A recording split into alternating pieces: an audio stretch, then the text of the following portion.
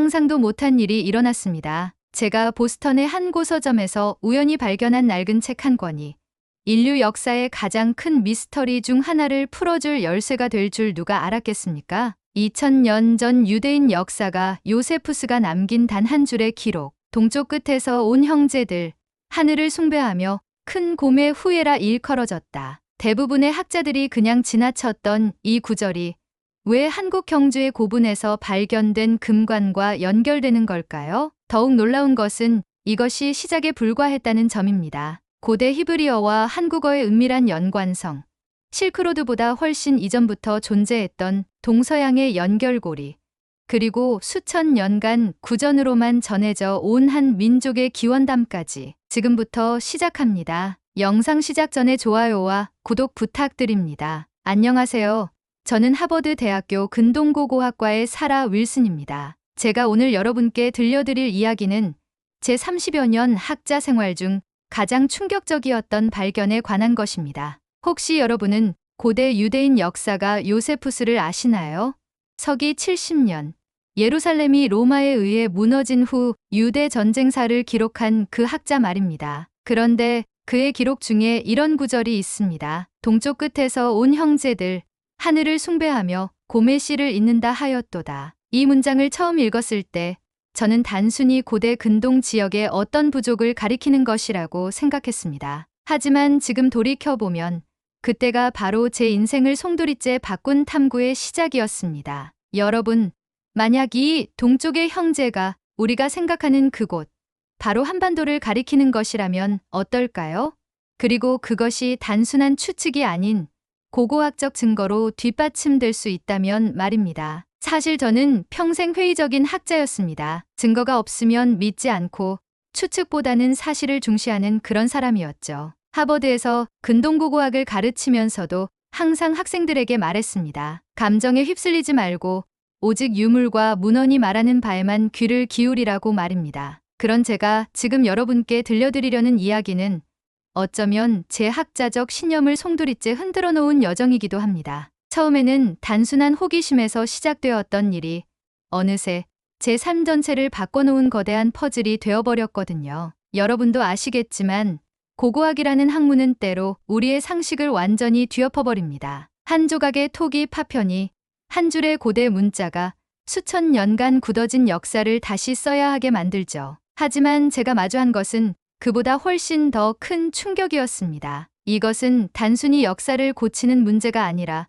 우리가 알고 있던 인류의 이동과 문명의 전파에 대한 근본적인 이해를 바꿔야 할지도 모르는 발견이었거든요. 저에 대해 간단히 소개해드리면 저는 독일 미넨에서 태어나 어린 시절을 보냈습니다. 아버지는 고전문헌학자셨고 어머니는 박물관 큐레이터로 일하셨죠. 그래서인지 어릴 때부터 집안 곳곳에는 고대 문명의 복제들과 두꺼운 역사책들이 널려 있었습니다. 다른 아이들이 동화책을 읽을 때 저는 이집트 상형 문자나 메소포타미아 서령 문자를 따라 그리며 놀았던 기억이 납니다. 대학에서는 고고학과 고대 언어학을 전공했고 박사 과정에서는 고대 근동 지역의 문자 체계를 연구했습니다. 특히 샘족 언어들 간의 상관관계가 제 주요 관심사였죠. 졸업 후 하버드에서 교수직을 맡게 되면서 지난 15년간 학생들을 가르치며 연구에 매진해왔습니다. 제 동료들은 저를 꽤 까다로운 사람이라고 합니다. 논문 심사할 때도 엄격하고 학회 발표에서도 날카로운 질문을 서슴지 않거든요. 사실 저 스스로도 그런 면이 있다는 걸 인정합니다. 하지만 그것은 학문에 대한 책임감 때문이었죠. 잘못된 해석 하나가 후학들에게 미칠 영향을 생각하면 아무래도 신중해질 수밖에 없었습니다. 그런 제가 지금 여러분께 들려드리는 이야기를 시작하게 된 것도 어쩌면 그런 신중함 때문이었을지도 모릅니다. 모든 일의 시작은 작년 여름 제가 보스턴의 고서점에서 우연히 발견한 한 권의 책이었습니다. 평소처럼 고대 문헌 관련 서적들을 둘러보던 중 책장 한 구석에서 먼지가 수북이 쌓인 낡은 책 한 권이 눈에 띄었어요. 요세푸스 전집 휘귀 라티너 판본이라고 적힌 그 책은 19세기 독일에서 출간된 것으로 보였습니다. 호기심에 책을 펼쳐보는데 이상한 점을 발견했어요. 제가 알고 있던 일반적인 요세푸스의 유대 전쟁사와는 조금 다른 부분이 있더군요. 특히 이스라엘 민족의 기원을 다룬 부분에서 평소에 보지 못했던 구절이 눈에 들어왔습니다. 그들 중 일부는 동쪽 끝으로 향했으니 하늘을 숭배하며 큰 곰의 후예라 일컬어졌다는 내용이었죠. 처음에는 번역상의 오류이거나 후대의 필사 과정에서 생긴 변형이라고 생각했습니다. 하지만 집으로 돌아와 제 연구실에 있는 다른 요세푸스 판본들과 비교해보니 이 구절이 들어있는 판본은 극히 드물었어요. 그것도 모두 19세기 독일어권에서 나온 것들이더군요. 뭔가 석연치 않다는 생각이 들기 시작했습니다. 왜 이 구절은 일반적인 판본에는 없는 걸까요? 그 밤, 저는 잠을 이룰 수가 없었습니다. 계속해서 그 구절이 머릿속을 맴돌았거든요. 동쪽 끝으로 향했으니 하늘을 숭배하며 큰 곰의 후예라 일컬어졌다. 도대체 요세푸스가 말하고자 했던 것이 무엇일까요? 그리고 왜 이 부분이 대부분의 판본에서는 삭제되었을까요? 다음날 아침 일찍 저는 하버드 도서관의 고문원 보관소로 향했습니다. 그곳에는 요세푸스 관련 희귀본들이 여러 권 소장되어 있거든요. 사서에게 부탁해서 19세기 이전 판본들을 모두 찾아달라고 했죠. 놀랍게도 17세기 베네치아에서 출간된 라틴어 판본에서도 비슷한 구절을 발견할 수 있었습니다. 하지만 정말 놀라운 것은 그 다음이었어요. 도서관 지하 특별 보관소에서 15세기 비잔틴, 그리스어 사본을 들여다보던 중 여백의 작은 글씨로 쓰인 주석을 발견했거든요. 이 부분은 원본에서 삭제된 것으로 보이나 동방교회 전승에서는 이를 중요하게 여긴다는 내용이었습니다. 그 순간 제 심장이 뛰기 시작했어요. 이것은 단순한 필사 오류가 아니었습니다. 의도적으로 감춰진 기록이었던 거죠. 누군가가 이 동쪽 형제에 대한 이야기를 지우려고 했고, 그럼에도 불구하고 일부 전승에서는 이를 보존해왔던 것입니다. 저는 마치 보물을 발견한 탐험가처럼 흥분되었습니다. 제가 이 발견을 동료들과 공유했을 때의 반응은 예상했던 것보다 훨씬 차가웠습니다. 학과 세미나에서 제 연구 내용을 발표했는데 질의응답 시간에 한 선배 교수가 이렇게 말하더군요. 윌슨 교수, 그런 식으로 접근하면 모든 고대 문헌에서 숨겨진 의미를 찾아낼 수 있을 것 같은데요. 우리는 학자이지 소설가가 아니지 않습니까? 더 충격적이었던 것은 제가 존경해왔던 지도 교수님의 반응이었어요. 연구실로 저를 따로 부르시더니 사라, 자네가 요즘 너무 깊이 빠져드는 것 같아 걱정이네. 이런 추측성 연구는 자네의 학술적 명성에 도움이 되지 않을 것 같은데 라고 조언해 주셨습니다. 심지어 학과 동료 중 한 명은 복도에서 저를 만나자마자 요즘 유대인과 한국인이 형제라는 이론을 연구한다면서요? 다음엔 외계인 이론도 연구하실 건가요? 라며 비아냥거리지했습니다. 그 순간 제 얼굴이 화끈거렸어요. 학자로서의 자존심이 상했거든요. 하지만 무엇보다 힘들었던 것은 제 안에서 일어나는 혼란이었습니다. 정말 제가 너무 성급하게 결론을 내리고 있는 걸까요? 아니면 동료들이 새로운 가능성을 받아들이지 못하는 걸까요? 밤마다 침대에 누워서 이런 생각들이 머릿속을 맴돌았습니다. 하지만 포기할 수는 없었어요. 뭔가 중요한 것이 그 안에 숨어 있다는 직감이 계속 저를 괴롭혔거든요. 그 후 몇 주 동안 저는 정말 깊은 고민에 빠졌습니다. 낮에는 평소대로 강의를 하고 학생들을 만났지만 마음 한구석에는 항상 무거운 돌덩이가 얹혀 있는 것 같았어요. 과연 제가 지금 하고 있는 연구가 의미가 있는 걸까요? 아니면 정말 동료들 말처럼 헛된 상상에 빠진 걸까요? 어느 날 밤 연구실에서 혼자 요세푸스의 원문을 다시 읽고 있는데 문득 제 아버지가 생각났어요. 아버지는 평생 고전문헌학자로 살아오시면서 항상 이런 말씀을 하셨거든요. 진실은 때로 사람들이 보고 싶어 하지 않는 곳에 숨어 있다고 말이죠. 하지만 동시에 학자는 자신의 편견과 욕망을 객관적 사실과 구분할 줄 알아야 한다는 말씀도 자주 하셨습니다. 저는 과연 어느 쪽에 서 있는 걸까요? 진실을 찾아가는 길 위에 있는 걸까요? 아니면 제 자신의 욕망에 이끌려 잘못된 길로 빠져든 걸까요? 연구실 벽에 걸린 여러 학위 증서들과 상장들을 바라보면서 문득 이런 생각이 들었어요. 지금까지 쌓아온 제 학술적 명성이 한순간에 무너질 수도 있겠구나 하고 말이죠. 그럼에도 불구하고 포기할 수 없었던 이유는 그 구절을 읽을 때마다 느껴지는 묘한 확신 때문이었습니다. 뭔가 중대한 비밀이 거기에 숨어 있다는 설명할 수 없는 직감 말이에요. 하지만 직감만으로는 학문을 할 수 없잖아요. 저에게는 확실한 증거가 필요했습니다. 그런 제게 전환점이 된 것은 한 통의 이메일이었습니다. 발신자는 예루살렘 히브리 대학교의 다니엘 바르로젠 교수였어요. 저와는 전혀 모르는 사이였는데 어떻게 제 연구 소식을 들었는지 연락을 해왔더군요. 윌슨 교수님, 저는 고대 셈조거와 동아시아 언어 간의 연관성을 연구하고 있습니다. 최근 교수님이 요세푸스의 동쪽 형제 구절에 대해 연구하고 계신다는 소식을 들었는데 혹시 시간이 되시면 화상통화로 이야기를 나눠볼 수 있을까요?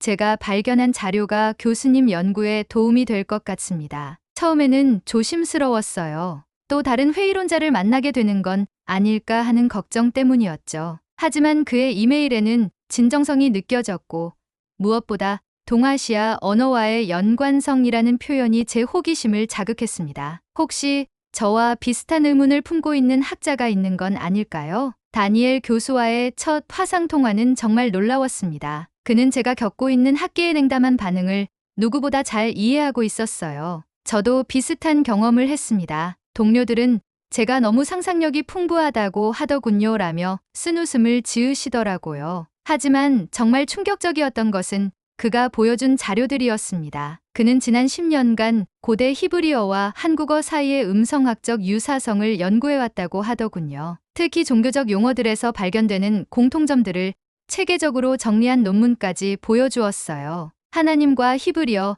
하나의 연관성, 아리랑과 고대 히브리어 찬송가 형식의 유사성 등 정말 흥미로운 내용들이었습니다. 윌슨 교수님, 저는 혼자서 이 연구를 계속하기가 힘들었어요. 하지만 교수님이 요세푸스 기록에서 발견하신 내용을 듣고 나니 이것이 우연이 아닐 수도 있겠다는 생각이 듭니다. 그의 목소리에는 오랫동안 혼자 품어온 의문에 대한 간절함이 묻어 있었어요. 우리는 그날 밤 3시간 넘게 이야기를 나누었습니다. 서로 다른 대륙에서 서로 다른 접근 방식으로 연구해왔지만 결국 같은 의문에 도달했다는 사실이 신기했어요. 혼자가 아니라는 것, 이 길을 함께 걸어갈 동반자가 있다는 것만으로도 큰 위안이 되었습니다. 다니엘 교수와의 공동 연구가 본격화되면서 우리는 이 문제를 더 큰 역사적 맥락에서 바라보기 시작했습니다. 고대 근동 지역의 민족 이동은 생각보다 훨씬 복잡하고 광범위했거든요. 특히 기원전 8세기경 아시리아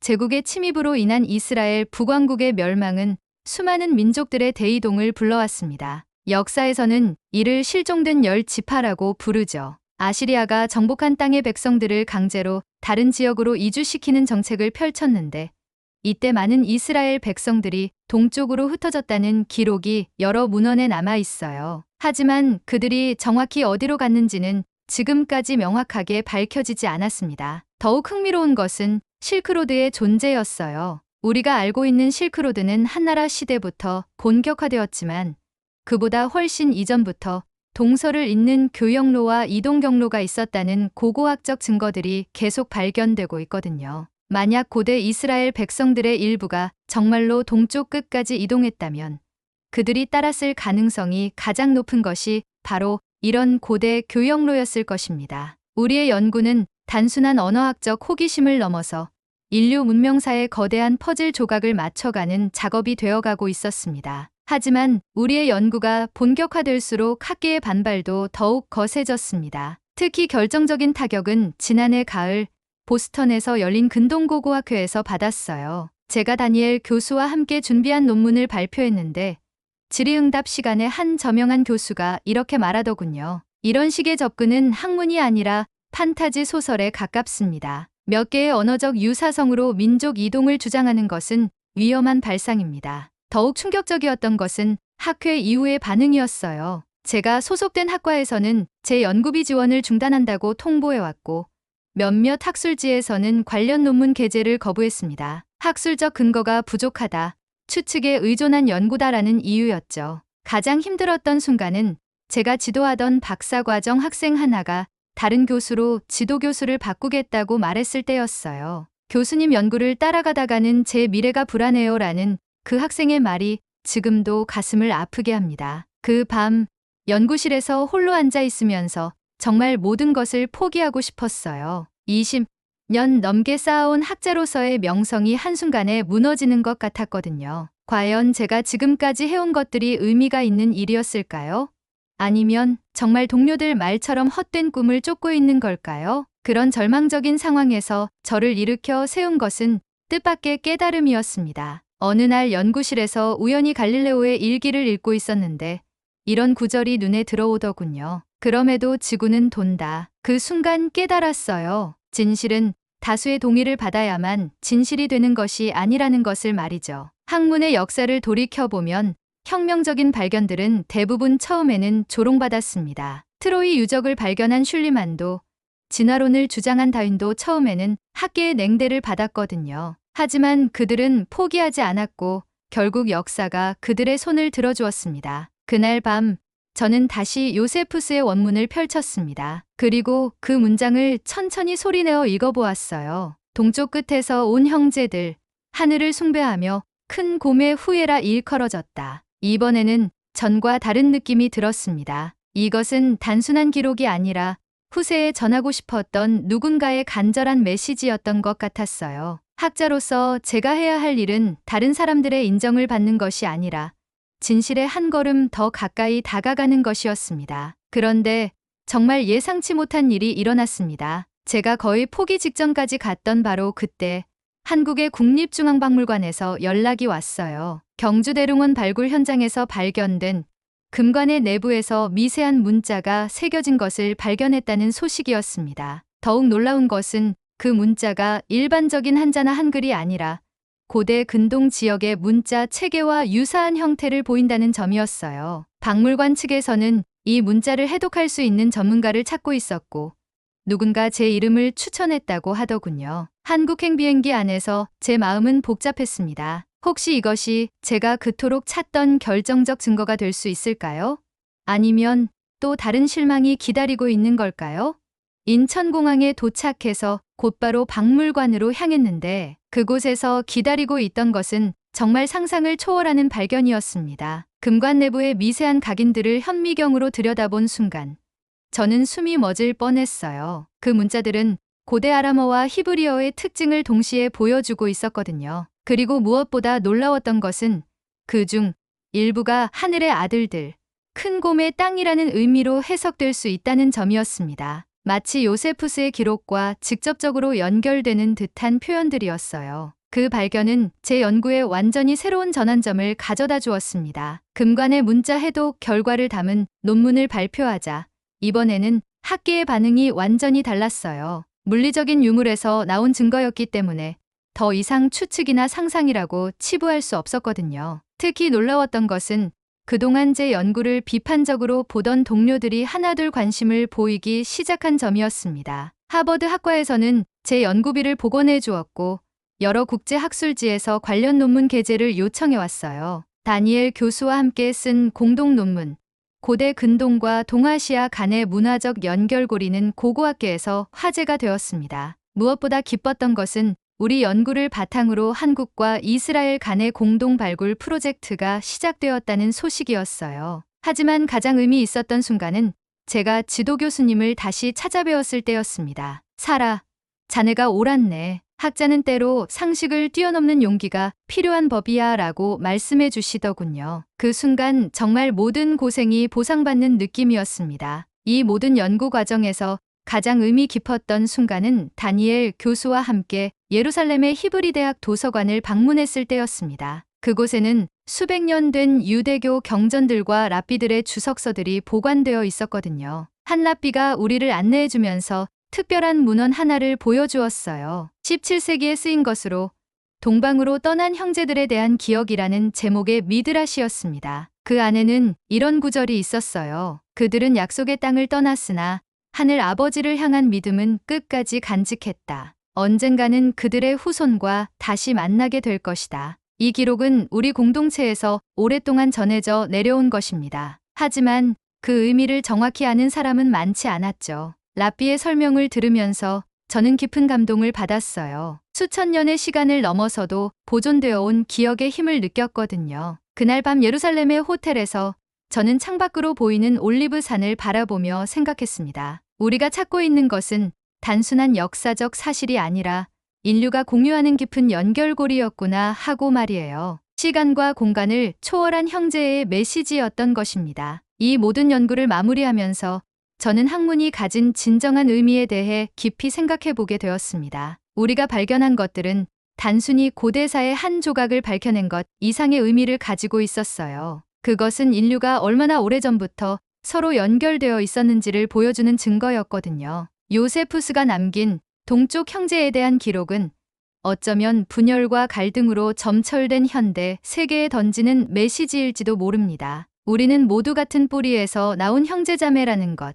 겉으로는 다르게 보여도 근본적으로는 하나의 인류 가족이라는 것을 말이에요. 학자로서 제가 배운 가장 중요한 교훈은 진실을 찾아가는 과정에서는 용기가 필요하다는 것이었습니다. 기존의 통념에 도전하고 다수의 반대에도 굴복하지 않는 용기 말이에요. 하지만 동시에 겸손함도 잃지 않아야 한다는 것을 깨달았습니다. 우리가 아는 것보다 모르는 것이 훨씬 많다는 사실을 인정하는 겸손함이요. 무엇보다 중요한 것은 학문이 단순히 지식을 쌓는 것이 아니라 서로를 이해하고 연결하는 다리 역할을 해야 한다는 점입니다. 제 연구가 한국과 이스라엘, 동양과 서양을 잇는 작은 다리가 되었다면 그것만으로도 충분히 의미 있는 일이라고 생각합니다. 이 연구를 통해 제가 깨달은 것은 우리가 살고 있는 현재도 사실은 과거와 미래를 잇는 하나의 고리라는 점입니다. 요세푸스가 2000년 전에 남긴 기록이 오늘날 우리에게 새로운 의미로 다가오는 것처럼